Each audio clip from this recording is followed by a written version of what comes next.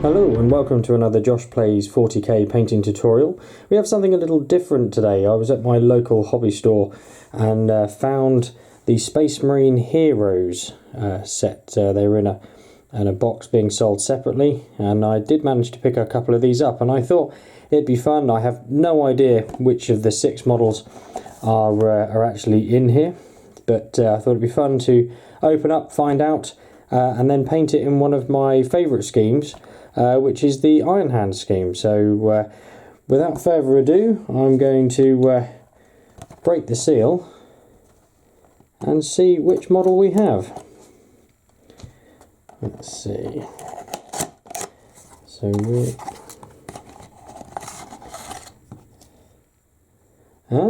we have the trusty missile launcher. Chap on his knee firing a missile off, so you can see it coming out of the launcher there.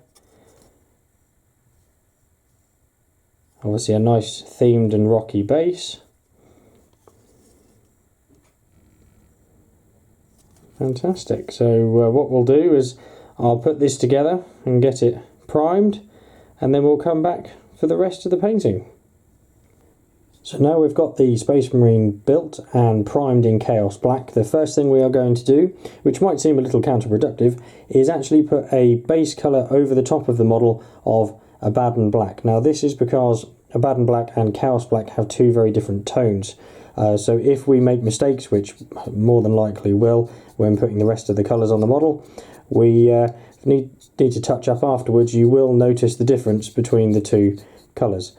And so we keep everything nice and uniform. It pays to put that first coat of Abaddon Black over the top. It doesn't take very long, and you don't need to have the paint very thick for if you were painting usually, because obviously it is just to go over the top and just coat all over the model in this colour, and we'll come back once that's covered and dried. So now we've got that Abaddon Black all painted over and dried, we're going to start blocking in the silver details. So for this we're going to get Leadbelcher, and we're going to be looking to cover parts of the missiles, so the middle parts there, the raised parts at the end will be black, and then on the tips of this one and the one he's firing we're going to do those red. So just the inner parts of that there. Obviously be careful not to hit the black, but that is why we went over again with Abaddon Black. Any accidents, we can tidy it up nice and easily. You go over the symbol here as well on the backpack, the exhaust points on the backpack, including the ones inside here as well. Obviously the cabling here, as you'll see, is where we're looking for, and these little dots on the legs where the additional armour panelling is secured to the Marine. So we're going to go around and do those parts, and then also not forgetting the interior barrel of the missile launcher itself. So that part, and there's a little barrel part in there as well. Now not to worry too much about getting the black on these ones, because we will actually be going over the whole model, not the whole model, sorry, but the whole missile launcher carapace, so the end here and the front part in white, which is obviously very standard for a Iron Hands Marine, and also then obviously the smoke trail as well. So don't need to be quite so careful on the missile launcher, but obviously do try and take your time when going over the Marine's body. It is also worth mentioning to paint in silver the loading arm on the side of the backpack here, and also carefully on his chest plate the straps that hold his backpack on. And then on his helmet you've got the little skull symbol on the top there, and then also the cables into the breathing apparatus. What you'll also want to do with the silver as well is to do the trims of the shoulder pads, and obviously do take your time to go around all the edges, and then we can shade and highlight those later. So once we've got that Leadbelcher onto the model, the next thing we're going to do is shade certain parts of it. So sticking with a smaller brush and just to give you a bit more control of the shade, we're going to get none oil, and particularly what we're focusing on here is the loading arm on the backpack. So we're giving that a nice coat. Doesn't need to be sort of too heavy pooling, but you want to be able to see the bring out the definitions of the shade, and obviously get into the recesses. The other parts you want to focus on is the sort of upper lenses here, just to sort of give those some definition for ready when we put the sort of light effect in there. And then also on the cabling underneath the rocket launcher, obviously inside and out. The grenades on the back here, as well as these little pins in his leg. So those are the sort of main points you want to focus on. You can also, if you want to, put some shading down on the missiles as well, just to sort of darken those off a little bit, and obviously on the one at the front here, because obviously they wouldn't look too shiny in comparison to the rest of the armour. But go around the model, pick out the bits you want to shade and be a bit darker, and then let that dry, and then we can move on.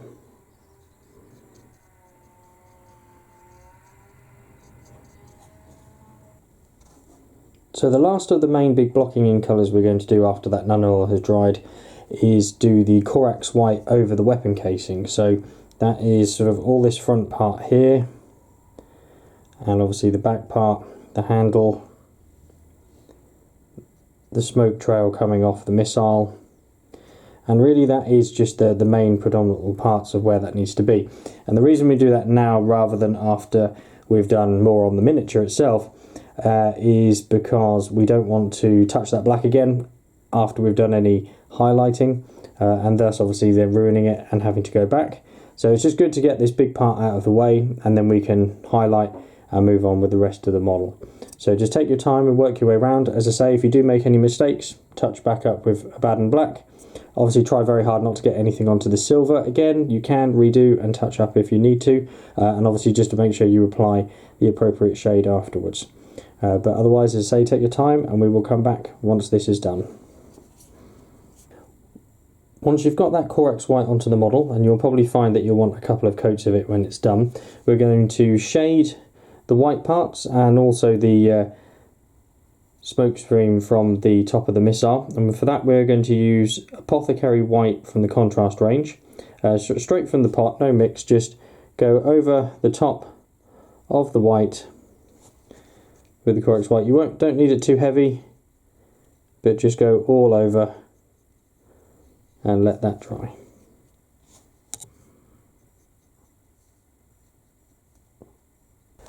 Whilst you're waiting for that Apothecary White to dry, we can start to highlight up these silver areas. So for this I'm going to be using Runefang Steel, and it's just catching the top edges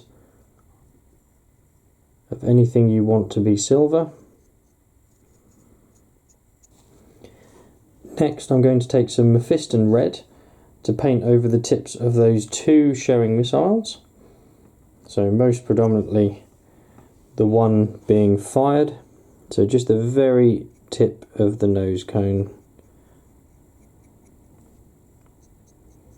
which just helps to make that stand out.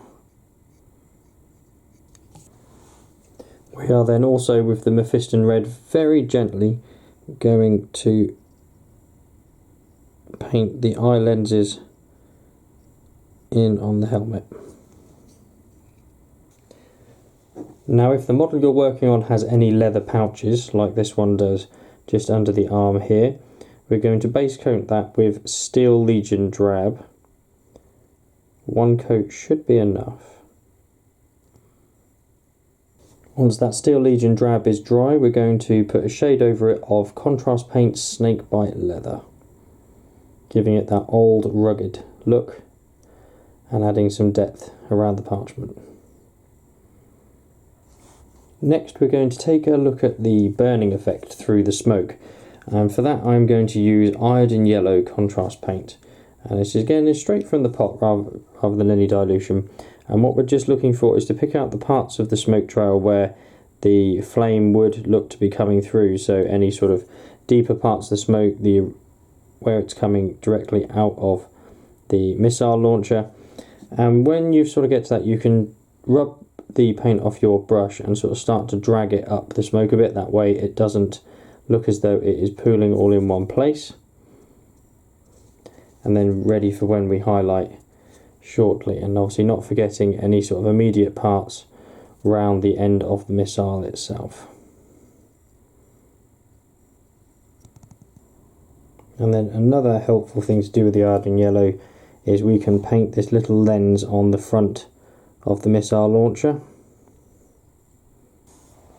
Once that iodine yellow is dry, we're going to take a little bit of white scar to do some edge highlighting on the white parts of the gun. So just really picking out the sort of sharpest edges and work your way around. Do take your time, so obviously not to go over anything you don't want to hit.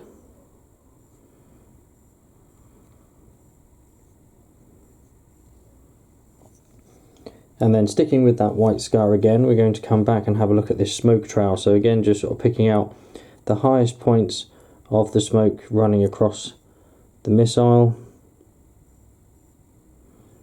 and any parts of the iodine yellow you want to sort of try and pick out a little further, so running back straight to the cannon like this top part here.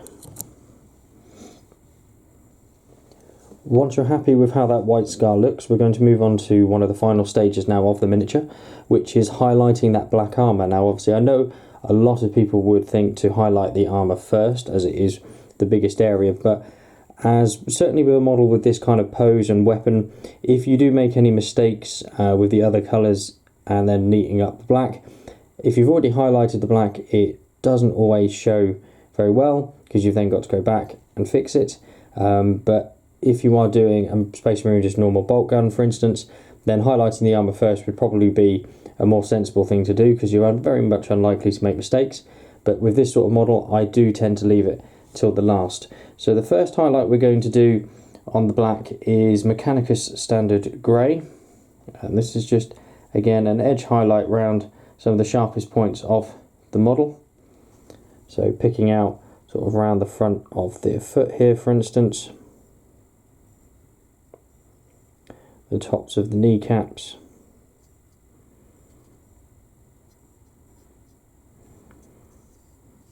and the elbow joints.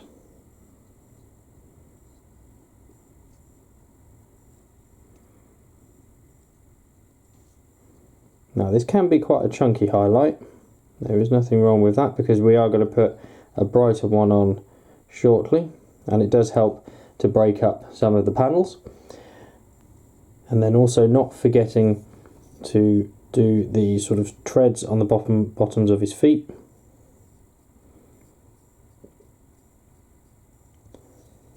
And again, depending on the pose, you may or may not see them. But obviously then also around the edges of the backpack. And if you can get to them, the sort of crevices of the sort of soft mesh in between the armour. Now on a model like this, again with the pose, you don't really see very much of that. Once you're then happy with that Mechanicus Standard Grey, we can move on to doing a more finer highlight of Dawnstone. And this is really just to pick out the very smallest of edges that you want to catch the light around the armour.